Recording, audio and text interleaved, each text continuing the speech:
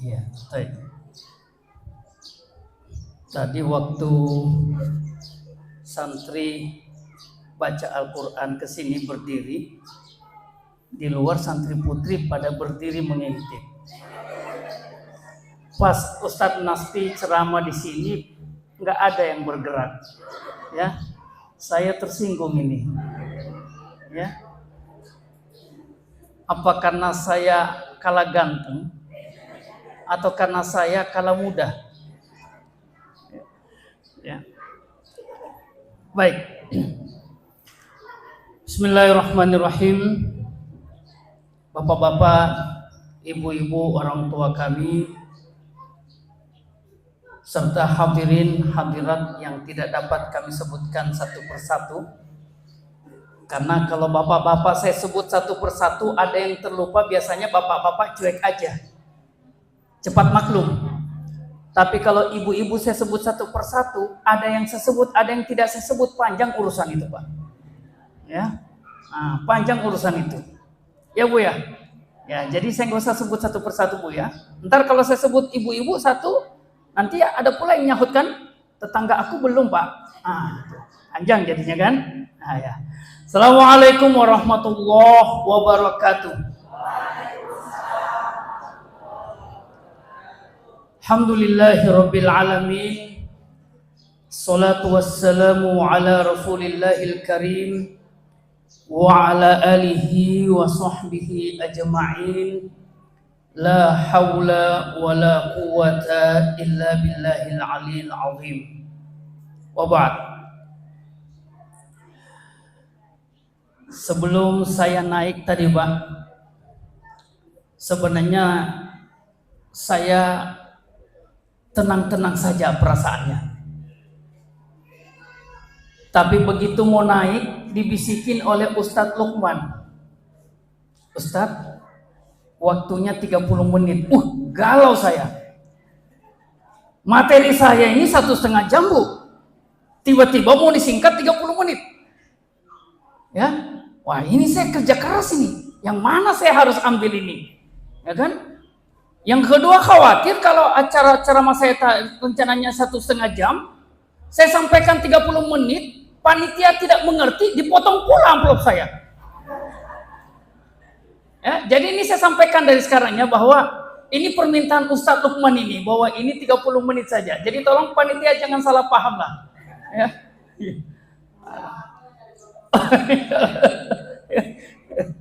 Amplopnya tak dipotong, isinya yang dikurangi. Baik. Ya, katanya kalau orang Melayu secara khusus atau di Hidayatullah secara umum biasanya ada perang pantun. Ya. Nah, minta izin lah Bu ya, saya bacakan pantun 1 2 dulu ya. Jendela kaca bersih mengkilat, lihat sedikit ingin berkaca. Meski pertemuan ini terasa singkat, masa kita bersama janganlah terlupa. Ya. Satu lagi. Bunga mawar tumbuh di taman, tumbuh berduri jangan diinjak. Perpisahan kita bukan akhir pertemanan, bertemu kembali jika Tuhan berkehendak. Ya. Cukup Bu ya? Ya, cukup. Ya, ini aja sudah 5 menit ini. Ya, berarti waktu saya tinggal 25 menit. Baik, alhamdulillah. Menjadi muslim yang paripurna, menjadi muslim yang sempurna, itu adalah sebuah keharusan, sebuah kewajiban. Allah Subhanahu wa taala memerintahkan hal tersebut di dalam surah yang kedua di ayat ke-208. Ya ayyuhalladzina amanu dkhulu fis-silmi kafah. Wahai orang yang beriman, masuklah kalian ke dalam Islam.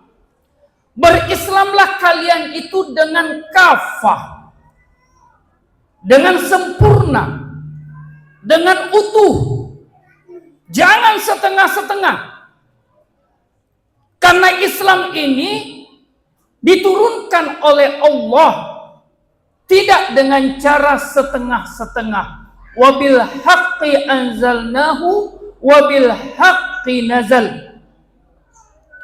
Islam ini diturunkan kepada sosok yang memperjuangkan Islam ini tidak dengan cara setengah-setengah. Rasulullah Shallallahu Alaihi Wasallam memberikan contoh bagaimana totalitas beliau membawa risalah Islam ini. Lailuha kanahariha, naharuha kalailaha. Ya, malam dan siang Rasulullah Shallallahu Alaihi Wasallam memberikan contoh. Beliau sebagai pemimpin umat, beliau sebagai panglima perang, beliau sebagai imam, beliau sebagai kepala rumah tangga. Beliau memberikan contoh secara totalitas. Sampai-sampai Aisyah radhiyallahu taala anha dalam riwayat Bukhari dan Muslim pernah meminta beliau untuk sedikit saja beristirahat. Karena beliau memikirkan umat ini. Beliau memikirkan agama ini, memperjuangkan risalah ini seakan-akan tidak pernah lelah. Makanya diucapkan terima kasih yang sebesar-besarnya kepada Baitul Mal Hidayatullah Sumatera Selatan yang telah memberikan apresiasi kepada dai-dai Hidayatullah secara khusus. Ya, dan alhamdulillah apresiasi ini juga disaksikan oleh Ustadz Asweni, ya. Alhamdulillah, dan beliau juga seorang dai, jadi jangan khawatir, ya.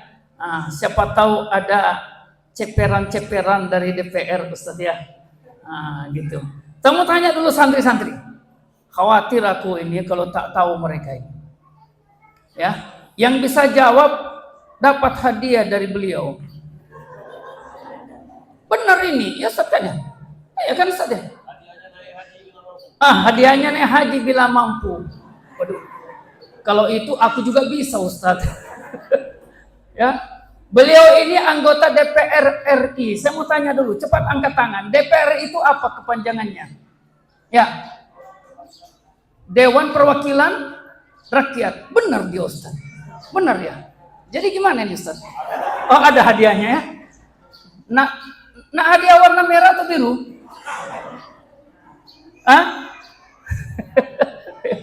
Matre juga kau ya?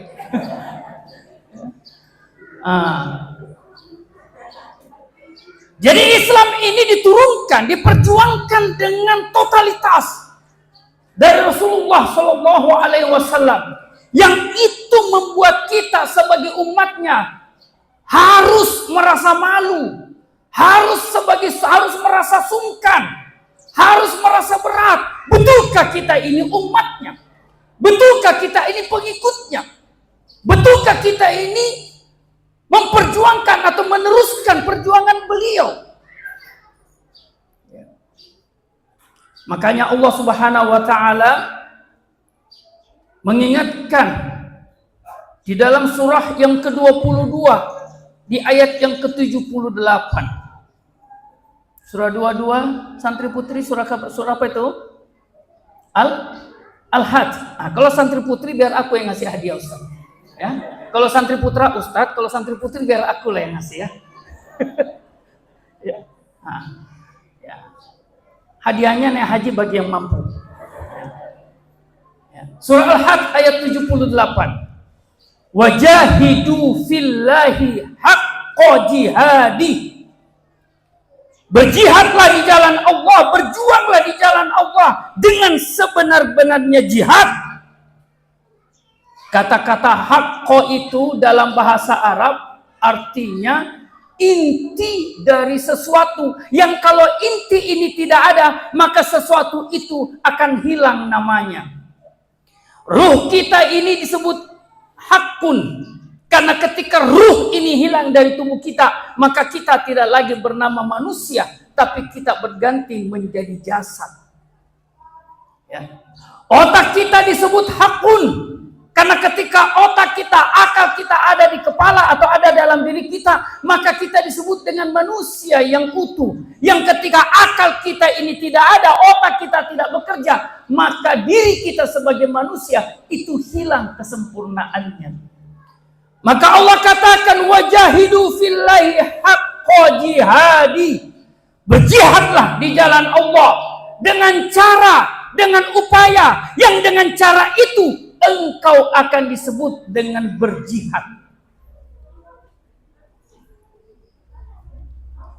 Makanya karena susah menjadi muslim yang baik, Bu. Karena tidak mudah Pak menjadi muslim yang baik. Mendidik anak. Nah, ini masuk nih inti. Ya. Mendidik anak itu harus dengan penuh kesabaran. Anak itu bukan robot. Anak itu bukan adonan pempek. Ya. Ibu-ibu bikin adonan pempek enak. Gitu. Tapi mendidik anak tidak seperti itu. Ya. Mendidik anak itu harus dengan penuh kesabaran. Makanya saya baca temanya tadi, mendidik anak dengan cinta, doa, dan keteladanan. Ini berat ini temanya. Makanya tadi saya sampaikan Bapak Ibu, saya akan bahas tema ini 1 jam 30 menit. Tiba-tiba dibisikin 30 menit saja Ustaz. Aduh, yang mana ini? Ya, hanya membahas cinta kah? Hanya membahas doa kah? Atau hanya membahas keteladanan? Ibu-ibu pilih yang mana? Ya? Semuanya. Mak, rakus pula. Ya. Nah. Mendidik dengan cinta. Ya, saya bahas satu aja Bu ya. Sebelum saya bahas mendidik dengan cinta, ada satu hal yang ingin kami tegaskan. Yang pertama, banyak orang tua ketika ditanya, mengapa Bapak Ibu harus mendidik anaknya dengan baik? Banyak orang tua yang kemudian menjawab, oh karena anak saya harus begini, anak saya akan begini, anak saya akan begini. Itu tidak salah Bu. Tapi ketika ibu ditanya, bapak ditanya, mengapa? Pertanyaan dengan mengapa itu bukan untuk menjawabnya bukan dengan cara apa yang akan terjadi. Kalau apa yang akan terjadi, apa yang akan datang di masa mendatang, itu pertanyaannya untuk apa? Jawaban untuk pertanyaan untuk apa? Tapi kalau Bapak Ibu ditanya mengapa harus mendidik anak dengan baik, jawabannya harus kembali ke belakang. Banyak orang tua yang kemudian mengatakan anak kita lahir itu kosongan. Karena Nabi mengatakan dalam hadis riwayat Imam Bukhari dan Muslim, kullu mauludin yuladu alal fitrah. Setiap anak lahir dalam keadaan fitrah. Banyak yang mengatakan fitrah itu bagaikan kertas putih, kosong, tidak ada tulisan. Betul. Tapi jangan disangka, jangan dikira bahwa yang dimaksud dengan kosong tidak membawa apa-apa. Di dalam surah Al-A'raf ayat 172. Ibu-ibu hafal Al-A'raf 172? Hafal Bu? Lupa? Lupa atau belum hafal? Oh belum hafal? Ya, baik. Di dalam surah Al-A'raf ayat 172 Allah Subhanahu wa taala menyebutkan bahwasanya Allah telah memberikan bekal kepada semua manusia. Allah telah memberikan bekal kepada semua manusia yang akan lahir di muka bumi ini. Alastu bi rabbikum? Qalu bala syahidna. Maka ketika manusia siapapun dia lahir di daerah manapun, lahir dari orang tua dengan agama apapun, maka dia lahir dengan fitrah. Dan fitrah itu kalau kita tarik kepada surah Al-A'raf 172, fitrah itu adalah bentuknya tauhid. Maka anak kita lahir ibu, anak kita lahir pak, membawa tauhid, membawa iman yang sempurna. Apa dasarnya? Dasarnya Bapak bisa lihat di dalam surah Al-An'am ayat 72 sampai 79. Ya, di ayat 76 sampai 79. Ketika Nabiullah Ibrahim alaihissalam, Abul Anbiya Khalilullah, mencari Tuhannya, Nabi Ibrahim tidak mendapati seorang muallim, Nabi Ibrahim tidak mendapati seorang murabbi. Pada saat itu belum ada dai-dai hidayatullah yang menyampaikan Islam kepada Nabi Ibrahim. Waktu itu Ustadz Yusuf belum lahir. Ya. Nabi Ibrahim tak kenal Ustadz Yusuf. Ya. Maka Nabi Ibrahim nyari Ustaz. Siapa Tuhanku ini? Ya. Falamma janna alaihi al-lailu ra'a kaukaba. Maka Nabi Ibrahim di malam hari melihat bintang. Nah, kalau Nabi Ibrahim Bu melihat bintangnya di malam hari. Kalau santri putri melihat bintang di pagi hari. Nabi Ibrahim melihat bintang di langit, putri melihat bintang di pipi. Jerawat. Ya. Gitu. Saya biasa mencandai santri-santri saya, Bu. Santri putri saya. Kalau kalian berjerawat, bersyukurlah. Kenapa Ustaz? Itu tanda kau masih punya pipi. Karena jerawat itu tumbuh di pipi. Ya, bersyukurlah. Ya. Maka Nabi Ibrahim bertanya, siapa Tuhanku? Melihat bulan, melihat matahari, menyangka Tuhannya. Tapi semuanya hilang. Hingga akhirnya Nabi Ibrahim tersadar. Kembali kepada fitrahnya. Inni wajjahtu wajhiyah lilladzi fataras samawati wal ard. Di surah Al-An'am ayat 79, Ibrahim menyatakan fitrahnya bahwasanya beliau beriman kepada Zat yang menciptakan langit dan bumi. Maka mengapa kita ini orang tua harus mendidik anak-anak kita dengan penuh kesabaran? Karena kita ingin menjaga fitrah tauhid yang telah Allah semayangkan. Allah telah hadirkan di dalam hati anak-anak kita. Hati-hati Bapak Ibu. Ketika anak kita kembali kepada Allah dalam keadaan fitrah tauhid ini berkurang. Ketika dia lahir fitrah tauhidnya itu ada pada angka 100. Lalu kemudian dia meninggal, fitrah tauhidnya itu hanya ada pada angka 70. Maka anak kita akan ditanya, kemana 30 tauhid yang telah Allah titipkan ketika dia lahir? Hati-hati Bapak Ibu. Jangan sampai anak kita ketika ditanya oleh Allah, kemana 30 tauhidmu wahai makhlukku? Kemana 30 tauhidmu wahai hambaku? Jangan sampai anak kita kemudian menunjuk ayahnya, menunjuk ibunya. Kedua sosok inilah yang membuat tauhidku hilang 30% wahai Allah. Mereka tidak pernah mengajariku. Mereka tidak menuntunku. Mereka tidak menjaga agamaku. Mereka tidak menjaga imanku. 30 tauhidku hilang karena keduanya itu tidak menjaga fitrahku. Saya berbelok sedikit Bapak Ibu. Beberapa saat lalu di sebuah pengajian di Balikpapan, saya mendapatkan satu pertanyaan sederhana tapi menarik.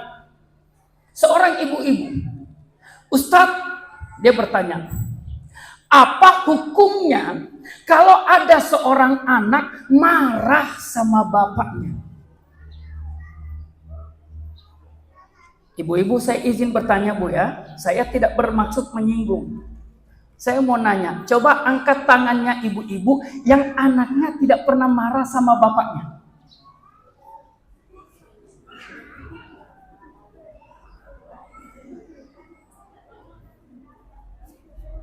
Coba angkat tangannya ibu-ibu yang anaknya tidak pernah marah sama bapaknya.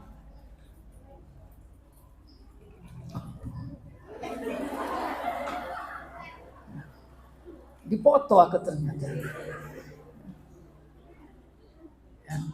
Nah, kalau sekarang begini Ustadz, ya kan?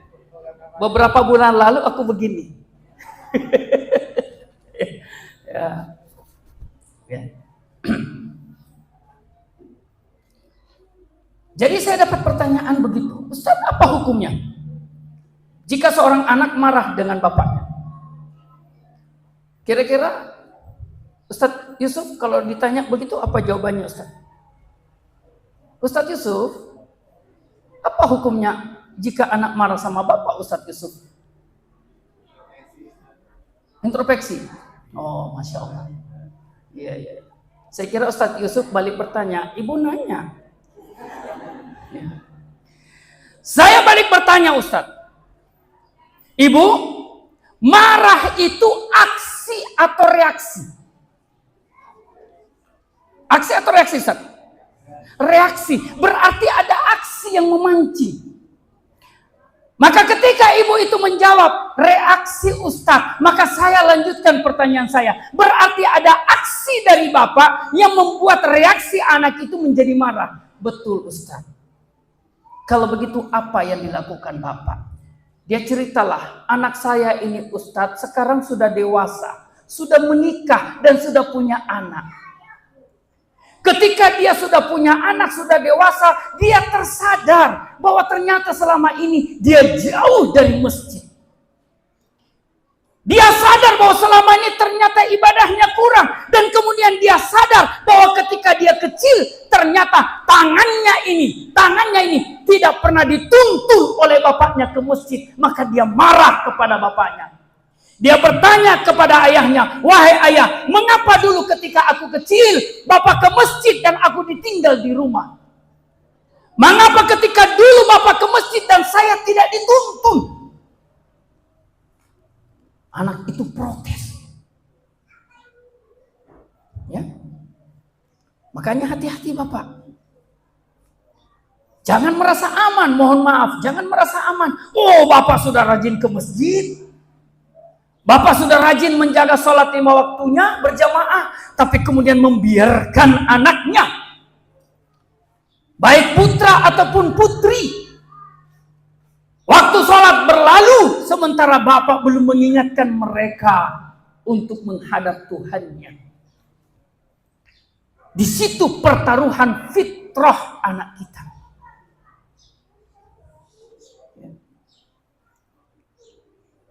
Maka ketika kita menatap anak kita, memandang anak kita, mendidik anak kita, ini yang harus menjadi landasan. Mengapa kita harus mendidik mereka dengan penuh kesabaran untuk menjaga fitrah tauhid mereka yang Allah titipkan ketika dia lahir. Tauhid yang Allah berikan adalah tauhid yang bernilai sempurna. Maka jangan biarkan mereka kembali kepada Allah dalam keadaan kita sendiri masih ragu apakah fitrah tauhid mereka itu tetap terjaga seperti ketika mereka baru lahir. Itu yang kedua. Ya, saya berkejaran dengan waktu. Yang ketiga, mendidik dengan cinta. Bapak-bapak tahu apa itu cinta? Tak tahu. Ada yang mengatakan begini, Ustadz, aku tak tahu apa itu cinta, tapi aku bisa merasakan. Gitu ya. Gitu. Ya. Ibu-ibu juga begitu kan? Ibu-ibu kalau ditanya, ibu-ibu cinta bapak? Aku tak tahu Ustadz. Tapi kalau tanggal baru rasanya itu ada. Ya. Setiap tanggal baru kok kayaknya aku senang lihat bapak gitu ya. Ya Bu ya, Masya Allah. Ya. Saya tadi iseng-iseng Bu, iseng-iseng. Begitu mencari makna cinta, tiba-tiba saya teringat. Mohon maaf Pak ya. Tiba-tiba saya teringat film India dulu yang dimintangi oleh Shahrukh Khan. Yang terkenal itu loh, Bu. Apa judulnya, Bu? Ah, Ibu, janganlah pura-pura tak tahu, Bu. Ya, tak ditengok sama bapak lah itu. Kuci hutahai. Nah, saya tak yakin kalau ibu-ibu tak sempat nonton itu. Ya, ada teman saya, Bu, masya Allah, teman saya, Pak, badannya itu kekar, Pak, tinggi 180 sentimeter, ya. Tinggi 180 sentimeter, Ambon Arab, brewok, hitam, gede, beratnya 100 kilo, gede, Pak, 180 sentimeter.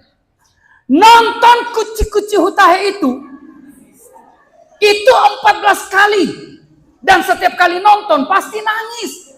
Ya Allah ya Rabbi, kita itu sampai candain dia, namanya Ubed. Ente itu badan ada rai, hati seribel, mellow. Nonton 14 kali Kuci Hutahe, Bu, nggak bosan-bosan, dan setiap nonton pasti nangis. Nah, tadi saya nonton sedikit, saya cari arti cinta Kuci Hutahe. Oh, ternyata dapat. Shahrukh Khan ditanya oleh guru dosennya, ya, apa itu cinta? Persahabatan katanya. Itu, ya kan? Kalau Indonesia kan cinta itu kan CINTA, ya, gitu. Kalau Korea cinta itu apa? Cinta itu, ya, udah dibagi-bagi aja, tangkap dibagi-bagi, ya, gitu, ya. Kalau Jalaluddin Arumi mengatakan cinta itu ketika ada dalam diri membuat akal kita ini tak berdaya. Ketika dibahasakan, dituliskan, maka membuat cinta itu pergi dan menghilang.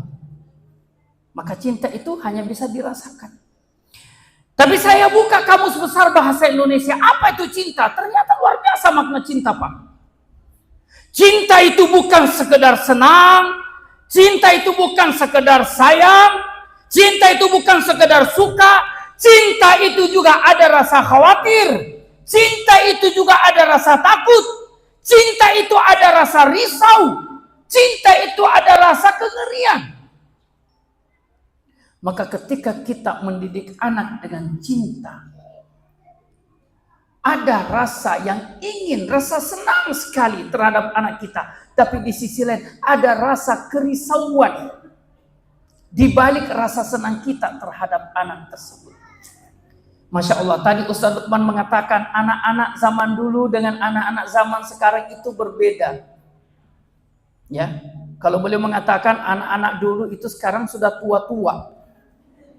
Ya, 2025 yang lahir tanggal 1 bulan 1 2025 itu sudah mendapatkan istilah baru disebut dengan generasi beta. Siapapun yang lahir dari 2025 sampai bulan Desember tanggal 31 2039, dalam kurun waktu 14-15 tahun ini, yang lahir itu disebut dengan generasi beta, dan mereka adalah anak-anak dari generasi milenial. Jadi kalau ibu-ibu, bapak-bapak melihat anak SMP, anak SMA, wah, anak-anak milenial sama sekarang, itu ketahuan itu bapak ibu sudah generasi kolonial, nggak ngerti istilah, ya. Anak milenial itu sudah punya anak, Pak, sekarang anaknya lahir di generasi beta ini, ya. Ya, tantangan anak sekarang ini, masya Allah. Ya.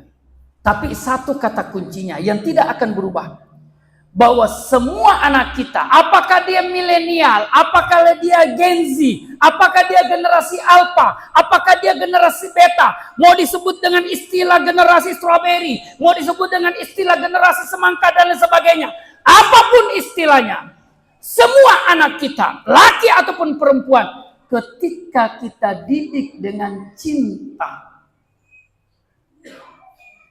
Semua anak ketika dididik dengan cinta, maka dia akan tunduk dan jinak melebihi daripada jinaknya singa-singa sirkus kepada pelatihnya. Bapak-bapak pernah lihat singa sirkus? Singa sirkus lihat kan Pak ya?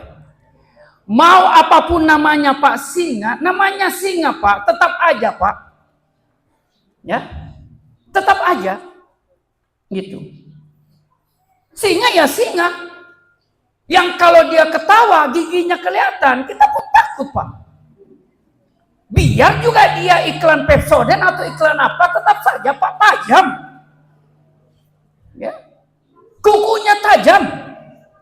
Giginya tajam. Singa tetap singa. Binatang buas.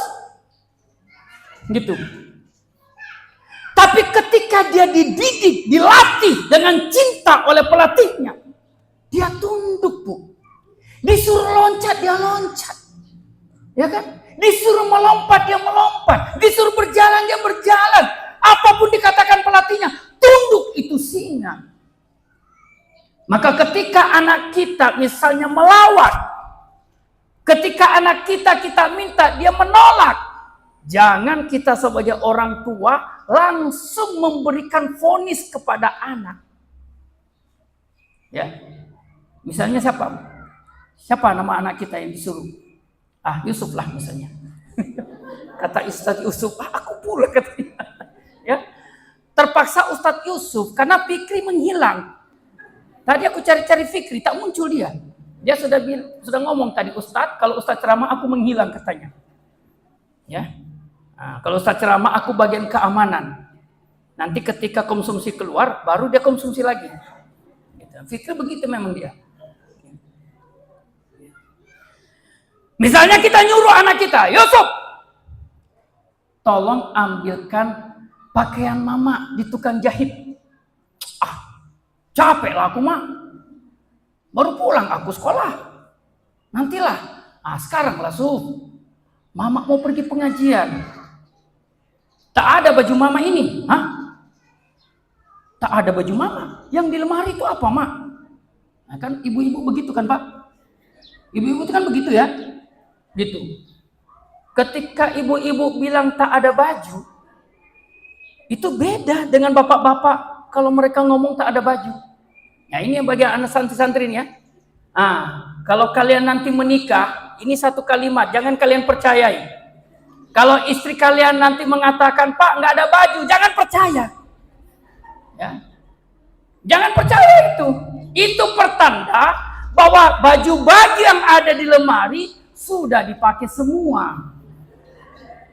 Yang merah sudah kemarin, yang biru pekan lalu, yang hijau nanti besok. Ya.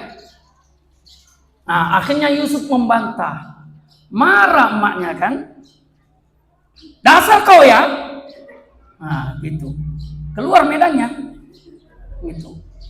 Capek mak kau mendidik kau, kasih makan kau, badan kau saja yang besar. Ya. Kalau malam tak bisa aku bedakan mana kau dengan mana gajah.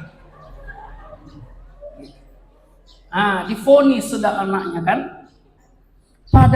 Padahal justru ibunya lah, justru ayahnya lah yang kemudian menjadikan anak yang sejatinya dia lahir sebagai kucing, besar menjelma menjadi singa. Kenapa? Bukan pilihannya, tapi cara ibu dan bapaknya mendidik anaknya yang merubah kucing ini menjadi singa. Gitu. Ya. Ada satu cerita, kisah nyata. Seorang guru SD di Hidayatullah Yogyakarta. Saya diperlihatkan videonya oleh Ustadz Fauzil Azim, pakar parenting dari Jogja. Beliau mengatakan, Ustadz, ini ada ibu guru di Yogyakarta, viral di Jogja. Kenapa Ustadz? Ada seorang anak SD mulai dari kelas 1 ke kelas 2, kelas 2 ke kelas 3, dia itu harus pindah sekolah. Ketika dia sekolah kelas 1, naik kelas 2, wali kelasnya itu menghadap ke kepala sekolah. Wali kelasnya menghadap ke kepala sekolah. Pak, kalau bukan anak itu yang keluar, aku yang keluar. Coba itu. Kalau bukan anak itu yang keluar, aku yang keluar. Masih kelas 1, Pak. Naik kelas 2. Akhirnya anak itu dipindah oleh kepala sekolah. Kenapa? Kalau tidak dipindahkan, maka gurunya yang pindah. Saking nakalnya. Dari kelas 2 ke kelas 3, gurunya, wali kelasnya, minta hal yang sama. Pak, kalau bukan anak ini yang dipindah, saya yang keluar. Akhirnya dipindah lagi. Setiap tahun pindah sekolah. Akhirnya kelas 3 dimasukkan ke Hidayatullah Yogyakarta.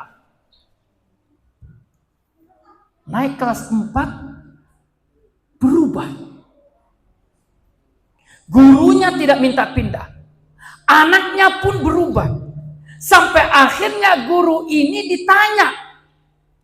Ditanya baik-baik oleh Ustadz Fozil Arim dan kemudian mendapatkan jawaban. Bagaimana guru itu mendidik dengan cinta. Dia dekati anak itu, dia duduk mendengarkan, dia posisikan dirinya sebagai kawan, kemudian membiarkan anak itu bercerita dan ibu guru ini mendengarkan. Sang anak itu akhirnya merasa diorangkan. Dia heran mengapa gurunya mau duduk mendengarkan. Di saat orang tuanya di rumah, di saat dia baru-baru bercerita, orang tuanya sudah pergi. Makanya Bu, kami pernah mengikuti kelas parenting. Kalau anaknya makan, ibu letakkan ini jauh-jauh. Matikan. Duduk depan anaknya Bu. Perhatikan dia makan. Tunggu ceritanya. Nantikan apa yang dia mau katakan. Jangan anaknya cerita, Mak, tadi aku di sekolah. Ya kenapa aku di sekolah? Gitu kan? Ada tadi PR soal aku nggak aku jawab tadi. Kenapa tak aku jawab? Aku tak tahu. Dasar kau itu memang bodoh kau. Nah, udah kan? Tiap hari kau makan banyak pula, duit kau habisi, pertanyaan pun kau tak tahu. Gitu kan? Apa pertanyaannya? Itu Mak, aku ditanya, nama asli Gajah Mada siapa? Kata mamanya, aku pun tak tahu itu. Kata anaknya, jadi mama selama ini makan untuk apa? Dibalik kan? Dibalik. Gitu. Taruh HP-nya. Tungguin dia makan. Dengarkan ceritanya. Ya. Anak laki-laki mendapatkan pengalaman pertamanya sebagai laki-laki yang besar. Pengalaman pertamanya berinteraksi dengan perempuan dewasa harus dengan ibunya.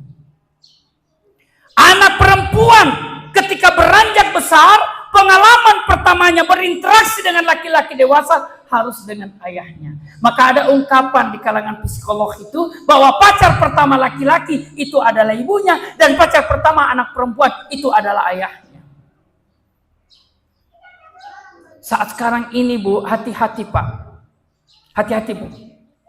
Tempat dan media untuk anak kita curhat itu banyak. Dan hasilnya bisa diduga. Ya. Banyak yang jadi korban karena mereka itu jatuh dalam rayuan-rayuan di media sosial. Ini ada kenyataan juga Pak. Mohon maaf. Ada kawan di Gorontalo Pak. Di Gorontalo. Ini mohon maaf, ini waktunya sudah mau habis sebenarnya. 2 menit lagi. Ya. Ada kawan di Gorontalo begini. Ustaz, aku mau menikah Ustaz. Dengan siapa? Ada orang di Jawa katanya. Loh, kok jauh? Kau di Gorontalo kemudian pacar calon itu di Jawa? Iya Ustaz. Kenal di media sosial. Oh iya. Sudah ketemu? Belum Ustaz. Ini mau video call katanya. Saya bilang hati-hati. Yang perempuan itu minta 5 juta uang tiket ke Gorontalo katanya. Ditransferlah 5 juta. Begitu selesai ditransfer, Bu, nomornya sudah nggak bisa dihubungi. Saya tanya, bagaimana, kapan menikah? Nggak jadi, Ustaz. Kenapa? Nggak bisa dihubungi. Ya kau infaklah. Kau rubah niatmu itu, niat mahar menjadi niat infak. Cari istri kok di medsos. Gitu. Ya.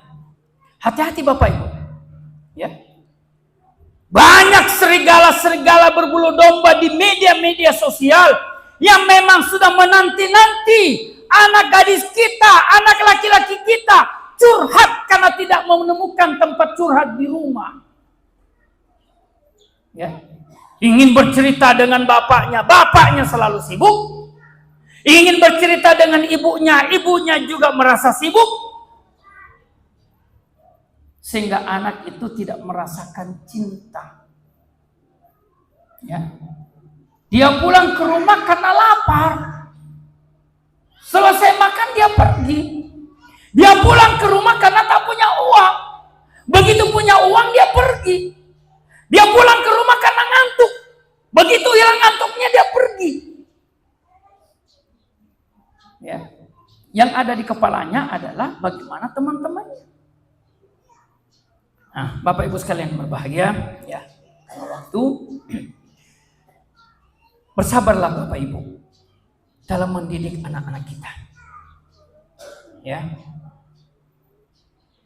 Ya, memang luar biasa punya anak itu, Pak. Luar biasa. Ya. Ada yang mengatakan, "Oh, anak saya cuma satu, Ustaz. Cuma satu." Maksud Ibu cuman itu apa? Nah, satu itu juga dimintai pertanggungjawaban. Yang punya satu, yang punya 10, yang punya 16 sama. Ya.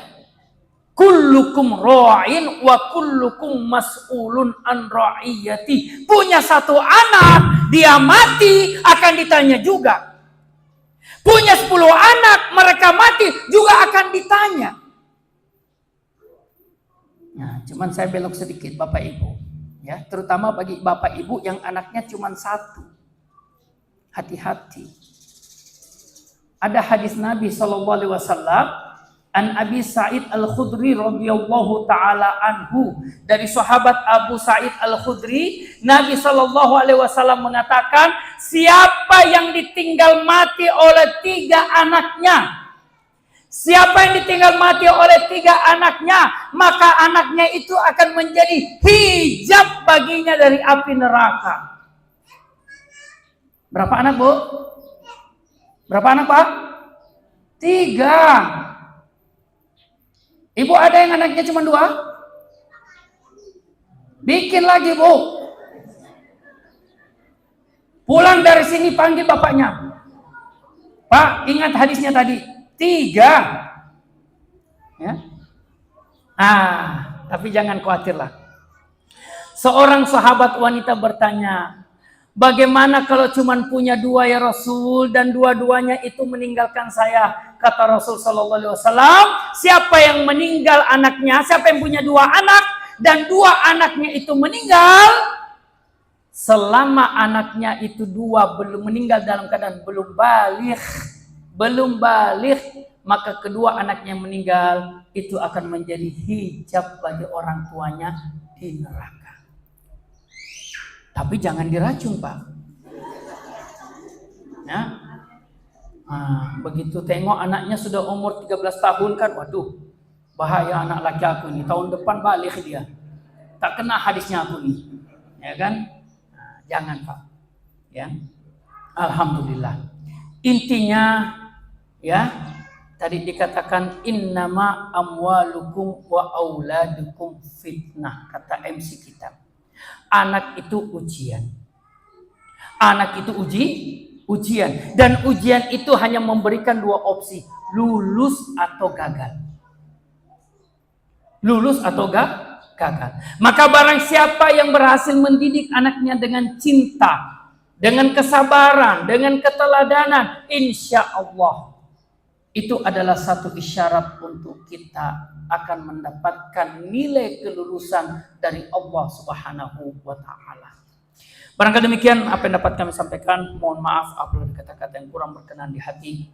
Mudah-mudahan kita dijadikan oleh Allah Subhanahu wa taala sebagai orang tua yang selalu memberikan cinta, selalu mendidik anak kita dengan cinta, mendampingi anak kita dengan doa dan mengajari mereka dengan keteladanan. Ya, kami tutup dengan satu pantun lagi. Ya, yang cakep orangnya. Belum dibaca pantunnya.